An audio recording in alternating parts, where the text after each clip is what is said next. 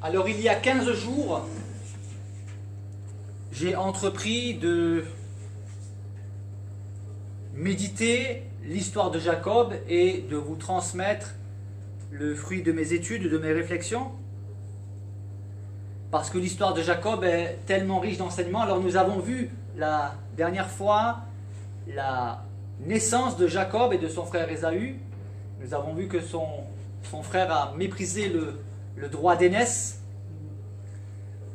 Aujourd'hui, nous allons voir un épisode, la suite, où Jacob va clairement manifester avec sa mère, avec la complicité de sa mère,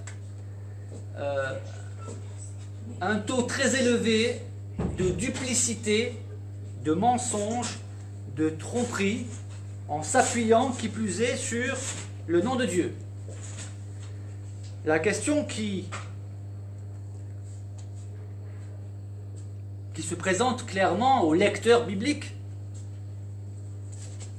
est celle-ci: Dieu peut-il bénir un homme qui use de tellement de duplicité, de fraude et de tromperie? J'en ai parlé déjà il y a 15 jours, je le redis aujourd'hui, la réponse est oui. Dieu n'approuve pas le mensonge, Dieu n'approuve pas la tromperie, la fraude, la duperie, mais Dieu est fidèle. Quand Dieu appelle, Dieu mène son plan souverain à la perfection, en dépit des imperfections, voire même des péchés de ceux qui lui appartiennent et de ceux qu'il a appelés. Pour autant, Dieu n'approuve pas le mensonge, mais il va mettre en œuvre tout un programme d'éducation spirituelle pour les concernés. Ici, il s'agit de Jacob et de sa famille, parce qu'il n'est pas le seul concerné, mais aussi pour tous les lecteurs, car il y a des leçons à apprendre de toute cette série d'épisodes dans la vie de Jacob.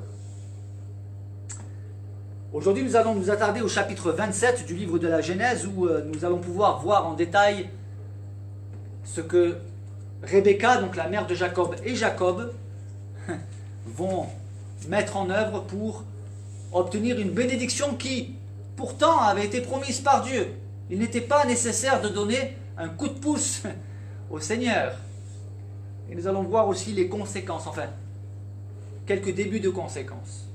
Je vais d'abord lire le texte, le chapitre 27 de la Genèse, ainsi que les 5 premiers versets du chapitre 28. Et ensuite, je reprendrai le texte et nous verrons ce que nous pouvons tirer au fur et à mesure que nous avancerons. Isaac, qui était le père de Jacob, nous dit le texte, devenait vieux. Et ses yeux s'étaient affaiblis au point qu'il ne voyait plus. Alors il appela Ésaü, son fils aîné, et lui dit: mon fils. Et il lui répondit: me voici. Isaac lui dit: voici donc, je suis vieux, je ne connais pas le jour de ma mort. Maintenant donc, je te prie, prends tes armes, ton carquois et ton arc, va dans les champs et chasse-moi du gibier. Prépare-moi un plat comme j'aime et apporte-le-moi à manger, afin que mon âme te bénisse avant que je meure. Rebecca écouta ce qu'Isaac disait à Ésaü, son fils. Et Ésaü s'en alla dans les champs pour chasser du gibier et pour le rapporter. Puis Rebecca dit à Jacob, son fils: voici, j'ai entendu ton père qui parlait ainsi à Ésaü ton frère. Apporte-moi du gibier et prépare-moi un plat que je mangerai, et je te bénirai devant l'Éternel avant ma mort. Maintenant, mon fils, écoute-moi à l'égard de ce que je te commande. Va me prendre au troupeau 2 bons chevreaux. J'en ferai pour ton père un plat comme il aime, et tu lui porteras à manger à ton père, afin qu'il te bénisse avant sa mort. Jacob répondit à sa mère: voici, Ésaü, mon frère, est velu, et je n'ai point de poil. Peut-être mon père me touchera-t-il, et je passerai à ses yeux pour un menteur, et je ferai venir sur moi la malédiction, et non la bénédiction. Sa mère lui dit: que cette malédiction, mon fils, retombe sur moi. Écoute seulement ma voix, et va me les prendre. Jacob alla les prendre et les apporta à sa mère, qui fit un plat comme son père aimait. Ensuite Rebecca prit les vêtements d'Ésaü, son fils aîné, les plus beaux qui se trouvaient à la maison. Et elle les fit mettre à Jacob, son fils cadet. Elle couvrit ses mains de la peau des chevreaux et son cou qui était sans poil. Et elle plaça dans la main de Jacob, son fils, le plat et le pain qu'elle avait préparé. Jacob vint vers son père et dit « Mon père !» Et Isaac dit « Me voici, qui es-tu, mon fils ?» Jacob répondit à son père « Je suis Ésaü, ton fils aîné. J'ai fait ce que tu m'as dit. Lève-toi, je te prie, assieds-toi et mange de mon gibier, afin que ton âme me bénisse. » Isaac dit à son fils « Et quoi? Tu en as déjà trouvé, mon fils ?» Et Jacob répondit « C'est que l'Éternel, ton Dieu, l'a fait venir devant moi. » Isaac dit à Jacob « Approche donc, et que je te touche, mon fils, pour savoir si tu es bien mon fils Ésaü, ou non. » Jacob s'approcha d'Isaac, son père, qui le toucha, et dit « La voix est la voix de Jacob, mais les mains sont les mains d'Ésaü. » Il ne le reconnut pas, parce que ses mains étaient velues, comme les mains d'Ésaü, son frère. Et il le bénit. Il dit « C'est toi qui es mon fils Ésaü ?» Et Jacob répondit « C'est moi. » Isaac dit « Serre-moi, et que je mange du gibier de mon fils, afin que mon âme te bénisse. » Jacob le servit, et il mangea.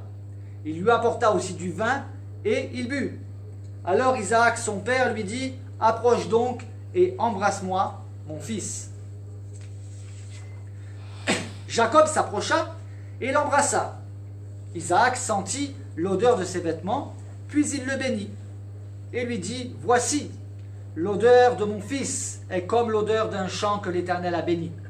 Que Dieu te donne de la rosée du ciel et de la graisse de la terre, du blé et du vin en abondance. Que des peuples te soient soumis, et que des nations se prosternent devant toi. Sois le maître de tes frères, et que les fils de ta mère se prosternent devant toi. Maudit soit quiconque te maudira, et béni soit quiconque te bénira. »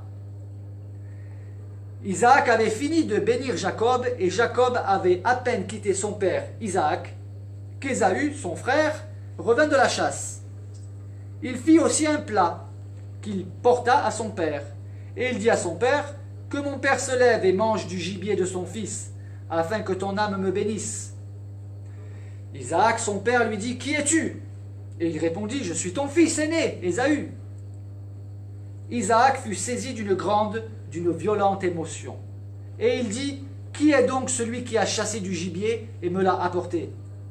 J'ai mangé de tout avant que tu viennes, et je l'ai béni, aussi sera-t-il béni. » Lorsque Ésaü entendit les paroles de son père, il poussa de forts cris, plein d'amertume, et il dit à son père, « Bénis-moi aussi, mon père. » Isaac dit, « Ton frère est venu avec ruse, et il a enlevé ta bénédiction. » Ésaü dit, « Est-ce parce qu'on l'a appelé du nom de Jacob qu'il m'a supplanté 2 fois? Il a enlevé mon droit d'aînesse, et voici maintenant qu'il vient d'enlever ma bénédiction. » Et il dit, « N'as-tu point réservé de bénédiction pour moi, mon père ?» Isaac répondit et dit à Ésaü, « Voici, je l'ai établi ton maître, et je lui ai donné tous ses frères pour serviteurs. Je l'ai pourvu de blé et de vin. Que puis-je donc faire pour toi, mon fils ?» Ésaü dit à son père, « N'as-tu que cette seule bénédiction, mon père? Bénis-moi aussi, mon père. » Et Ésaü éleva la voix et pleura. Isaac, son père, répondit et lui dit, « Voici, ta demeure sera privée de la graisse de la terre et de la rosée du ciel d'en haut. Tu vivras de ton épée et tu seras asservi à ton frère. Mais en errant librement çà et là, tu briseras son joug de dessus ton cou. » Ésaü conçut de la haine contre son frère Jacob, à cause de la bénédiction dont son père l'avait béni. Et Ésaü disait en son cœur, « Les jours du deuil de mon père vont approcher, et je tuerai Jacob, mon frère. » On rapporta à Rebecca les paroles d'Ésaü, son fils aîné. Elle fit alors appeler Jacob, son fils cadet, et elle lui dit, « Voici, Ésaü, ton frère, veut tirer vengeance de toi en te tuant. Maintenant, mon fils, écoute ma voix. Lève-toi, fuis chez Laban, mon frère, à Charan, et reste auprès de lui quelque temps, jusqu'à ce que la fureur de ton frère s'apaise, jusqu'à ce que la colère de ton frère se détourne de toi, et qu'il oublie ce que tu lui as fait. Alors je te ferai revenir. pourquoi serais-je privé de vous deux en un même jour? Et Rebecca dit à Isaac, je suis dégoûté de la vie à cause des filles de Heth. Si Jacob prend une femme comme celle-ci, parmi les filles de Heth, parmi les filles du pays, alors à quoi me sert la vie? Isaac appela Jacob et le bénit et lui donna cet ordre. Tu ne prendras pas une femme parmi les filles de Canaan, lève-toi, va à Padan Aram, à la maison de Bethuel, père de ta mère, et prends-y une femme d'entre les filles de Laban, frère de ta mère. Que le Dieu Tout-Puissant te bénisse, te rende fécond et te multiplie, afin que tu deviennes une multitude de peuples, qu'il te donne la bénédiction d'Abraham, à toi et à ta postérité avec toi, afin que tu possèdes le pays où tu habites comme étranger, et qu'il a donné à Abraham. Et Isaac fit partir Jacob, qui s'en alla à Padan-Aram, auprès de Laban, fils de Bethuel, l'Araméen, frère de Rebecca, mère de Jacob et d'Ésaü. Voici cet épisode. La lecture était importante. La lecture de ce chapitre pour avoir une vue d'ensemble sur cet événement. Il s'agit là d'une histoire familiale. En réalité, au sein de cette famille, il n'y avait pas une entente parfaite. La consécration vis-à-vis du Seigneur était quasi absente. Ils n'étaient pas des êtres dans le sens spirituel. Ils ne marchaient pas finalement avec Dieu.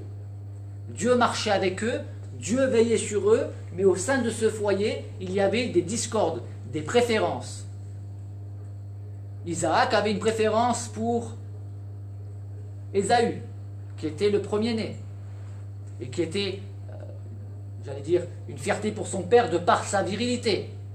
Lui, Jacob, était très proche de sa mère, et sa mère avait une préférence pour Jacob, mais aussi parce qu'elle savait que la bénédiction de Dieu, la grande bénédiction, celle qui était la suite de la bénédiction d'Abraham et d'Isaac, revenait à Jacob.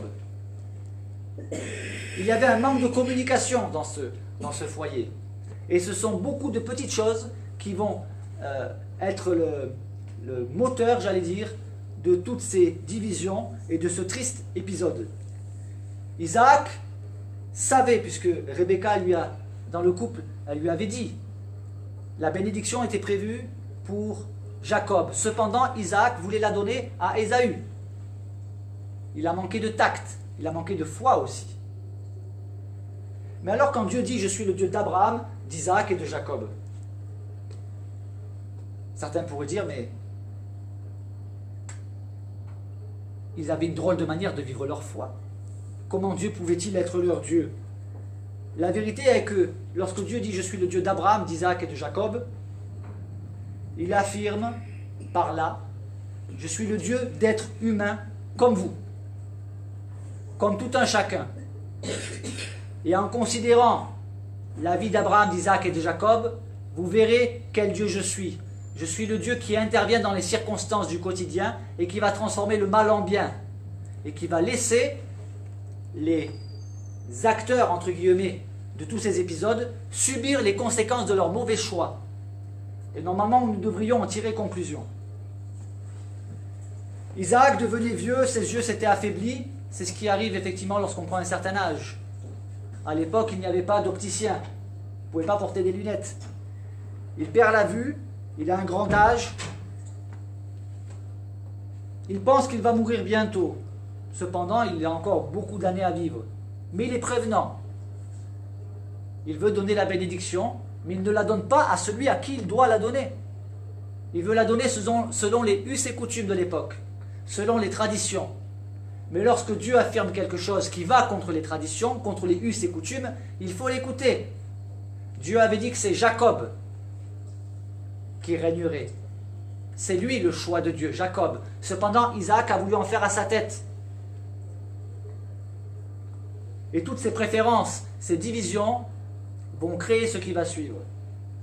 Et le manque de foi aussi. Il a envie de donner la bénédiction, mais il veut le faire le ventre plein. La chair, bonne chair, un bon repas. Cela aveugle aussi son discernement. Il ne connaît pas le jour de sa mort, il a bien raison, aucun de nous ne le connaît. Et il veut bénir. Il ordonne à son fils d'aller lui chasser du gibier et de le préparer. Rebecca, qui a tout entendu, met en place un plan. Rebecca n'avait pas besoin de mettre en place toute cette tragique stratégie. Parce qu'elle est tragique, les conséquences seront terribles. Comme si Dieu avait besoin qu'on lui donne un coup de main. On ne sait pas ce que Dieu aurait fait si elle n'avait pas agi de la sorte. Mais on ne le saura pas puisqu'elle n'a pas laissé l'occasion à Dieu d'agir selon sa volonté. Cependant, Dieu, dans sa souveraineté, va faire en sorte que ce qu'il a décidé s'accomplisse. Les choses ne vont pas s'accomplir comme Dieu l'avait souhaité, mais elles vont s'accomplir malgré tout. Parce que Dieu va laisser ceux qu'il a choisis, les protagonistes de toute cette histoire, il les laisse libres de leur choix. Cependant, ce que Dieu dit s'accomplit toujours, envers et malgré tout.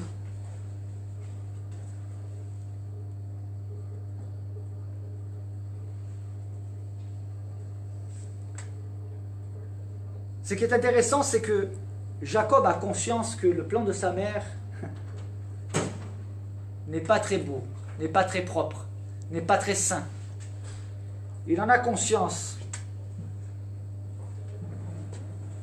Lorsque sa mère lui dit que elle va préparer un plat, tu lui apporteras, Jacob est conscient qu'il n'est pas son frère et qu'il est difficile de ressembler à son frère.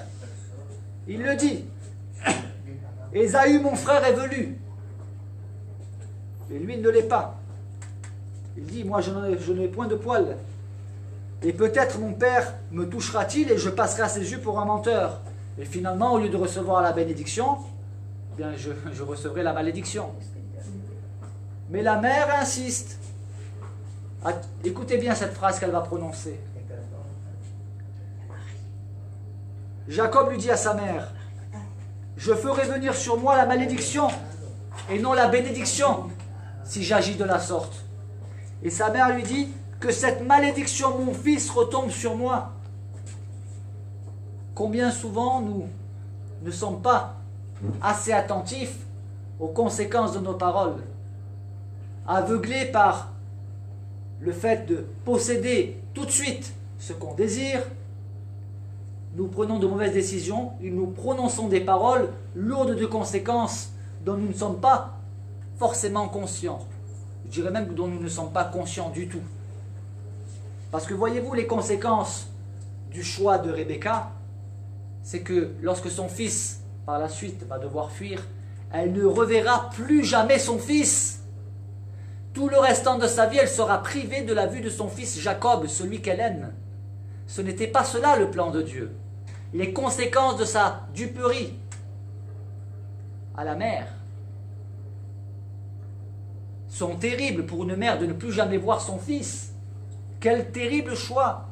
Certains disent, oui, je ne comprends pas, Dieu ne peut pas bénir ce peuple, Dieu ne peut pas bénir un peuple donc, qui a pour origine un menteur avec sa mère qui ment aussi, etc.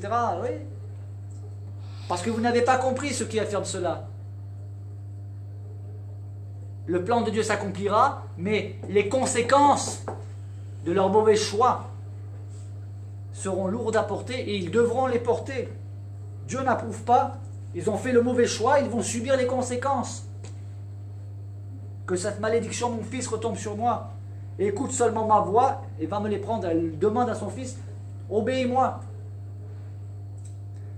Jacob était intéressé par la bénédiction. Jacob ne connaissait pas encore l'Éternel. Vous savez, c'est beaucoup de gens qui croient que Dieu existe, mais qui ne le connaissent pas. Si je vous dis, est-ce que vous connaissez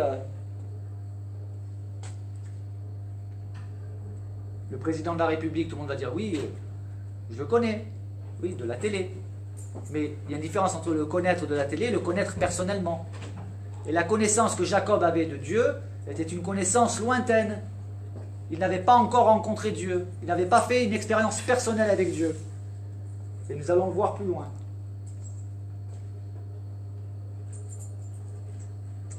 C'est ainsi que Jacob va se rendre chez son père et il va se faire passer pour son frère. Il lui dit, mon père. Son père lui dit, qui es-tu mon fils? Il lui dit, je suis Ésaü. ton fils aîné. Lève-toi, mange. Alors son père lui dit, mais tu as déjà trouvé du gibier, mon fils? Et regardez jusqu'où va Jacob. Il dit, c'est que l'Éternel, ton Dieu, l'a fait venir devant moi. Il mêle Dieu à leur complot, au complot de Rebecca et de Jacob. Dieu approuve-t-il? Non. C'est un énorme mensonge, et il prend Dieu à témoin. Mais il y a quelque chose qui m'a sauté aux yeux lorsque j'ai médité cela. Il dit, c'est que l'Éternel, ton Dieu. Il ne dit pas mon Dieu, car l'Éternel n'est pas encore son Dieu. Il ne marche pas avec Dieu, il marche selon la chair, il marche selon ses envies, selon ses convoitises, selon ses pensées, mais il ne marche pas comme Dieu voudrait qu'il marche.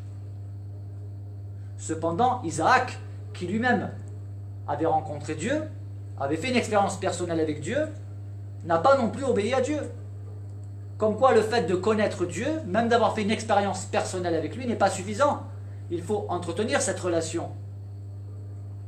Il faut continuer de marcher dans ses voies. C'est pas, on a cru une fois, ça suffit. Il faut marcher dans la foi, marcher dans l'obéissance.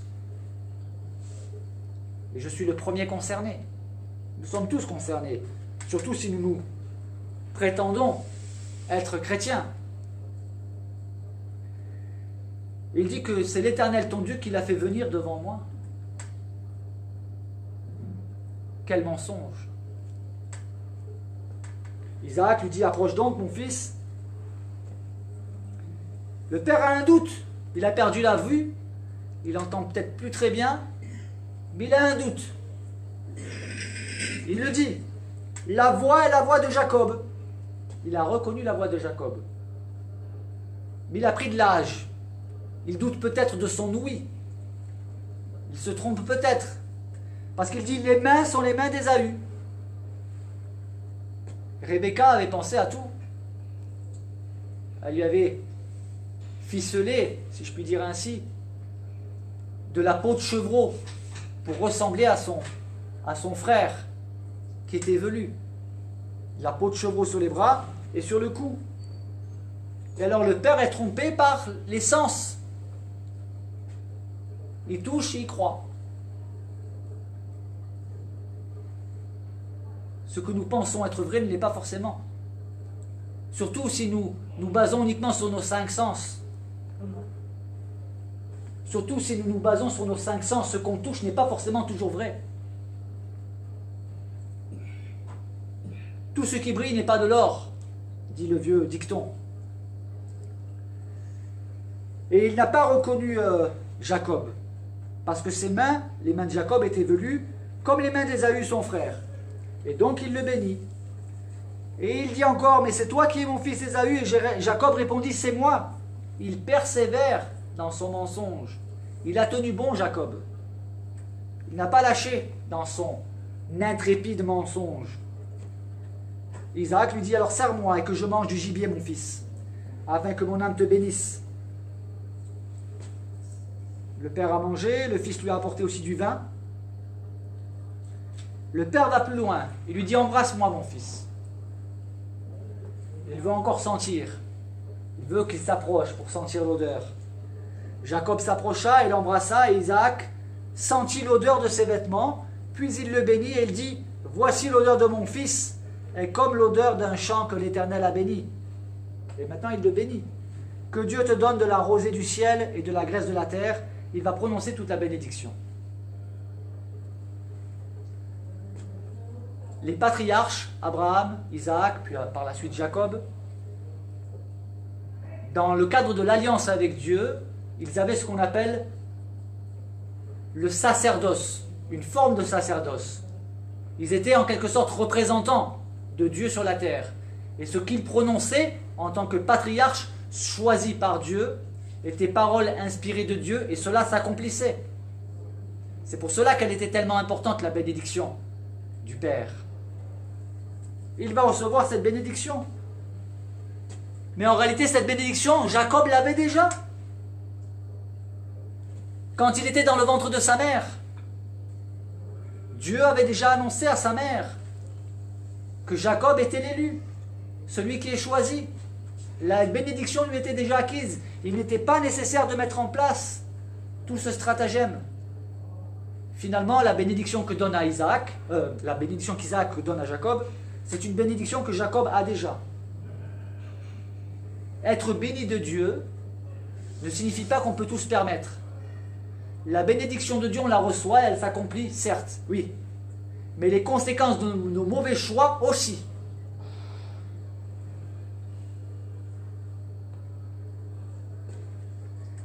On voit la réaction d'Ésaü lorsqu'il revient.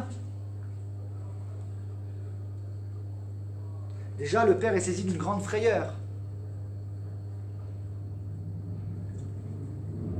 Ésaü arrive et lui dit que mon père se lève et mange du gibier de son fils afin que ton âme me bénisse.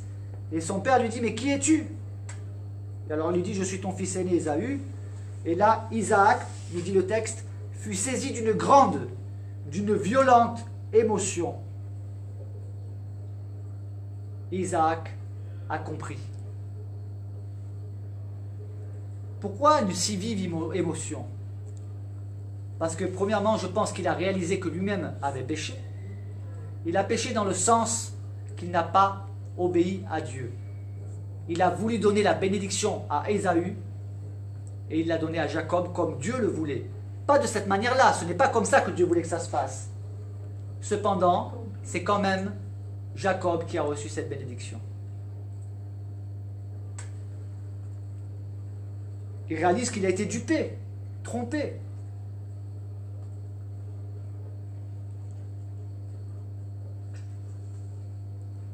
Comment tu expliques la grande émotion d'Isaac là? Une prise de conscience, déjà de la duperie dont il a été l'objet. Tu penses? Ah oui, déjà ça. Mais aussi du fait qu'il a dû prendre conscience que depuis toujours, cette bénédiction, il l'a donnée à Jacob envers et contre sa volonté à lui. Il a réalisé que lui-même voulait donner la bénédiction à celui qui n'était pas choisi de Dieu. Il le savait. Cela avait été annoncé. Et quand on voit tout ce que la mère, tout ce que Rebecca met en place pour que son fils reçoive la bénédiction, on comprend de manière tout à fait logique que, voulant cette bénédiction pour Jacob, elle en avait certainement parlé à Isaac. D'ailleurs, lui-même, Isaac, avait reçu la bénédiction alors qu'il était le second fils d'Abraham. Il était le premier fils de Sarah, mais le second fils d'Abraham. Il aurait dû en tirer des leçons, puisque Ismaël était le premier-né d'Abraham. Pourtant, ce n'était pas Ismaël le choix de Dieu. C'était bien Isaac. Il est saisi d'une violente émotion. On voit la réaction d'Ésaü,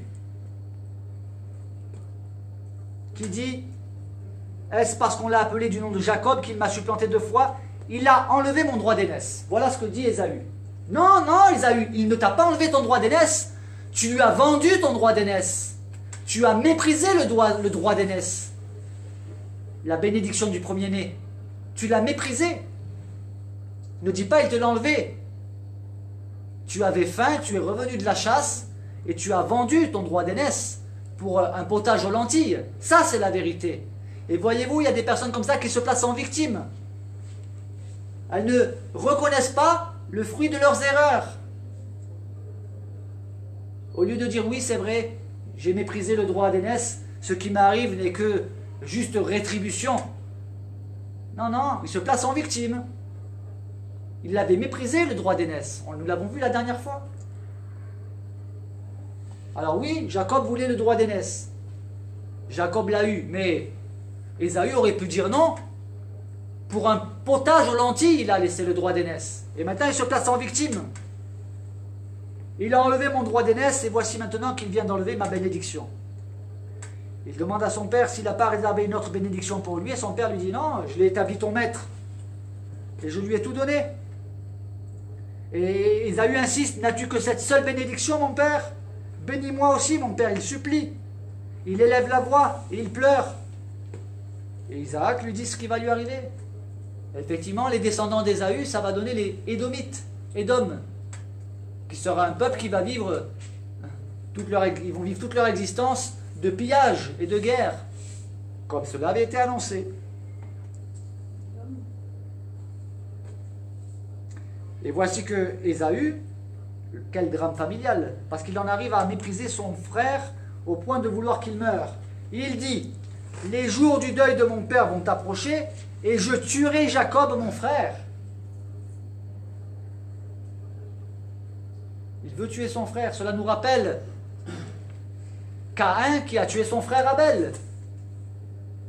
La jalousie, le mépris. Voilà ce qu'il médite. Il est pressé finalement que son père meure bientôt pour pouvoir ensuite tuer son frère. Et là on voit les conséquences de ces mauvais choix, mais on voit aussi les conséquences des mauvais choix de Rebecca et Jacob. Parce que maintenant, Jacob, il a une menace de mort qui lui plane au-dessus de la tête. Vous vous rendez compte, dans une famille, quand on arrive à vouloir avoir envie de tuer son frère, ce sont les conséquences de leur mauvais choix. Tout ce qui arrive là sont les conséquences de mauvais choix. Et nous, est-ce que nous nous plaçons aussi en victime lorsque finalement nous récoltons le fruit de nos mauvais choix, ou alors est-ce que nous reconnaissons nos erreurs? Bien évidemment, le plan d'Ésaü arrive aux oreilles de Rebecca et elle va mettre en place un autre plan de sauvetage qui va lui coûter cher puisqu'elle ne verra plus jamais son fils Jacob. Elle lui dit à Jacob, ton frère veut te tuer, il veut tirer vengeance de toi. Maintenant mon fils, écoute-moi, va chez Laban mon frère et reste auprès de lui quelque temps. Elle pense que ça va s'arranger, quelque temps. Non, Rebecca, tu ne verras plus ton fils.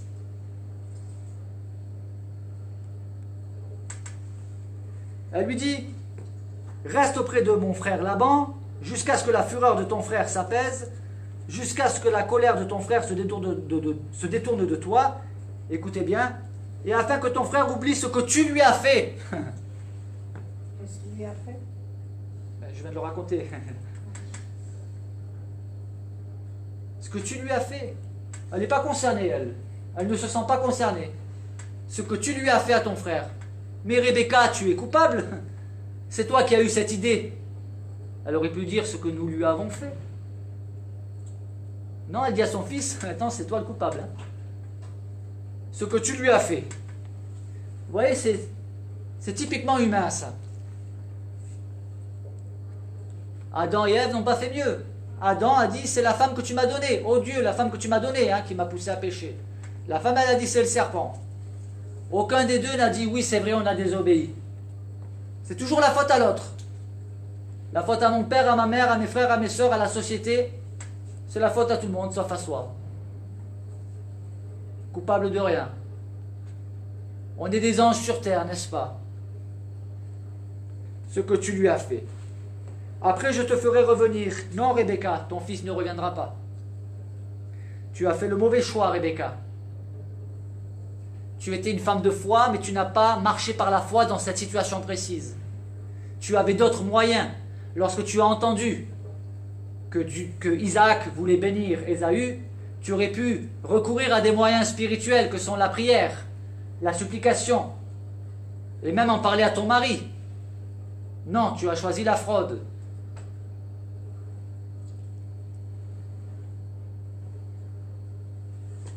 Alors elle dit à son mari, je suis dégoûté de la vie à cause des filles de Heth, parce que Ésaü avait pris des femmes cananéennes, des païennes, des idolâtres.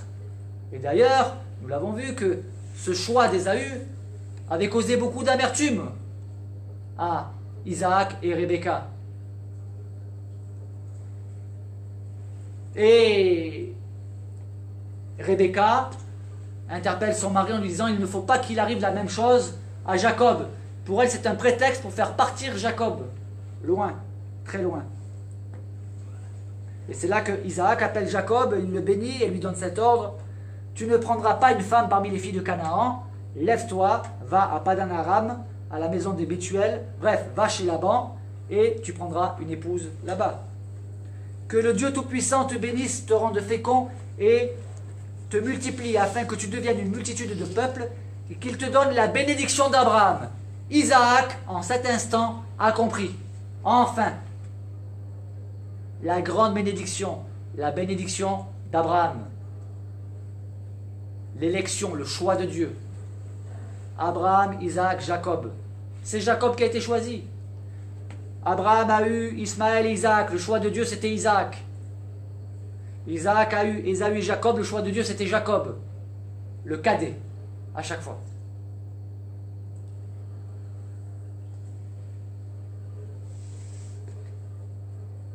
Et Isaac fit partir Jacob, qui s'en alla à Padan Aram, auprès de Laban.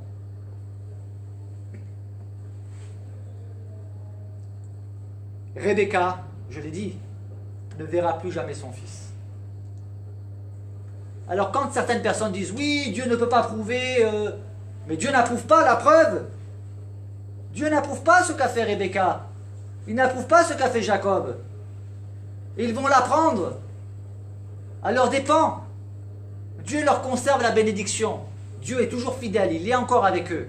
Mais il ne leur épargnera pas les conséquences de leur mauvais choix. Appartenir à Dieu, ce n'est pas un permis pour pécher. Le fait d'avoir une alliance avec Dieu, de marcher avec Dieu, d'être dans la bénédiction de Dieu, n'est pas un permis pour pécher. Si on pêche, on en porte les conséquences. Et de lourdes conséquences. À présent, une famille divisée. Nos mauvais choix ont toujours des conséquences, plus ou moins dramatiques. Et elle qui aimait tellement son fils Jacob, qui a voulu lui faire recevoir la bénédiction de Dieu par des moyens charnels, quel triste salaire. Parce que le salaire de son choix, c'est qu'elle ne verra plus jamais son fils bien-aimé, son fils Jacob. Et lui, il sera privé de sa mère aussi. Et voyez-vous, Jacob, qui était complice de sa mère, lui aussi, toute sa vie, va supporter les conséquences de ses mauvais choix. Oui, Jacob est un menteur, un trompeur, un fraudeur. Dieu n'approuve pas et Dieu va l'éduquer. Dieu va le transformer. C'est tout cela, le cœur de l'histoire de Jacob. Les leçons spirituelles de tous les épisodes tragiques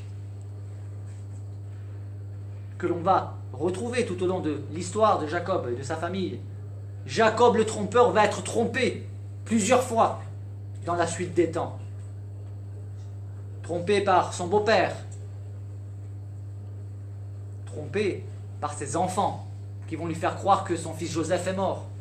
Il va vivre des choses terribles, le trompeur. Et concernant Ésaü, dans la lettre aux Hébreux, nous pouvons lire ceci au chapitre 12, les versets 15 à 17. Il nous est dit ceci. Veillez à ce que personne ne se prive de la grâce de Dieu. Veillez à ce qu'aucune racine d'amertume, poussant des rejetons, ne produise du trouble, et que plusieurs n'en soient infectés. Veillez à ce qu'il n'y ait ni débauché, ni profane, comme Ésaü, qui pour un plat vendit son droit d'aînesse. Vous savez que plus tard, voulant obtenir la bénédiction, il fut rejeté, puis quoiqu'il l'ait sollicité avec larmes, car il ne put amener son père à changer de sentiment.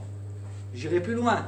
Quand bien même son père aurait changé de sentiment, cela n'aurait rien changé. Il n'aurait pas reçu la bénédiction de consécration, la bénédiction de l'Éternel. Voilà, dans 15 jours, nous continuerons les très passionnantes péripéties, mais aussi tragiques, difficiles, de la vie de Jacob. Mais en conclusion, je dirais non. Ceux qui affirment, parce qu'il y a des personnes qui affirment que la Bible est falsifiée, ils prennent pour preuve l'histoire de Jacob, en disant ouais, Dieu ne peut pas bénir un homme qui ment, etc. Ben oui, Dieu le bénit, mais Dieu va le corriger aussi. Dieu va l'instruire. Donc non, ce n'est pas un argument. Le fait que Jacob était un menteur n'est pas un argument qui discrédite la Bible, qui la décrédibilise. Bien au contraire, cela la valorise. Parce que voyez-vous, Dieu ne nous raconte pas des bobards. Les histoires bibliques ne sont pas des contes pour enfants, avec des super-héros irréprochables. Que ce soit Abraham, Isaac, Jacob, Moïse, le roi David, Salomon, ils nous sont présentés dans la Bible tels qu'ils ont été. Dieu ne nous trompe pas. Dieu ne raconte pas des contes, des fables. Il ne modifie pas la réalité. Il nous dit, voilà, c'est mon serviteur. Mais il a péché. Mais il a porté les conséquences de ses péchés. Mais il s'est repenti. Etc., etc. Je prends par exemple David. Le seul dans toute la Bible, le seul, l'unique, le seul qui est particulièrement et parfaitement parfait, c'est Jésus. Lui n'a jamais péché. Lui a été parfait en toutes choses. C'est le seul. Mais tous les autres, même les héros de la foi, que ce soit Samson, Abraham, nous l'avons vu, Abraham, Isaac, Jacob, Moïse, David, Samson, et tant d'autres encore, Ézéchias, les prophètes, Élie, Élisée, ils étaient des hommes comme nous. Jacques dit que Élie était un homme, Élie, le grand prophète, était un homme de la même nature que nous.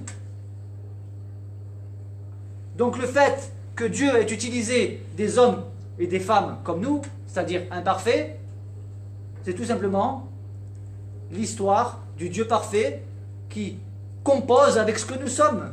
Si Dieu avait dû attendre qu'il y ait sur terre des croyants parfaits pour accomplir son œuvre, il n'aurait jamais rien fait. C'est ça toute la richesse des histoires bibliques. Elle nous montre ce que le Dieu parfait fait avec des hommes imparfaits. C'est ma conclusion. Amen. Je t'ai fait presser.